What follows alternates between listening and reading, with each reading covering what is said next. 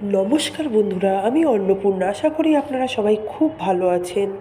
তো আজকের একটা নতুন রেসিপি নিয়ে আপনাদের সামনে হাজির হলাম, একদম ইউনিক রেসিপিটা। প্লিজ ফলো করুন, পুরো ভিডিওটা দেখুন, দেখলে আপনাদের ভালো লাগবে। আশা করি আপনারাও বানাবেন, খেয়ে আমাকে বলবেন যে কেমন হয়েছে।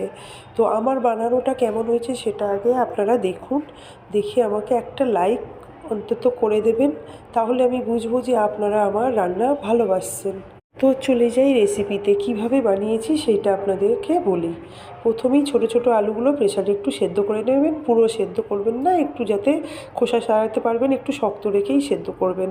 তারপরে পেঁয়াজ আমি নিয়েছি 600-র মতো আলু, আর আমার 350-400-র মতো পেঁয়াজ, ছোট ছোট পেঁয়াজ।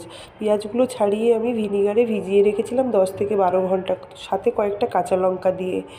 তো এবার যখন সব রেডি করে নেবেন, তারপরে একটা মশলা বানিয়ে নেবেন। আদা রসুন পেঁয়াজ একসাথে পেস্ট করে নেবেন। দুটো পেঁয়াজ মাপ, মানে আলুর মাপ অনুযায়ী আপনার সেইভাবে পেঁয়াজ রসুন আদা পেস্টটা করে নেবেন। তারপর কড়ার মধ্যে সর্ষের তেল দিয়ে আলুগুলো ভেজে তুলে নেবেন। তারপরে পেঁয়াজগুলো ওরকম ভেজে তুলে নেবেন তেল থেকে। তারপরে সেই তেলের মধ্যে তেজপাতা, তারপরে বাটা মশলাটা দিয়ে দেবেন, দিয়ে তারপরে দেবেন হচ্ছে আপনি ধনে পাউডার, আলুর দমের মশলা, নুন, তারপরে হচ্ছে একটু জল দিয়ে ওটা ভালো করে মশলাটাকে কষিয়ে নেবেন। এবার আঁচ কমিয়ে ওর মধ্যে ঢেলে দেবেন অনেকটা দই।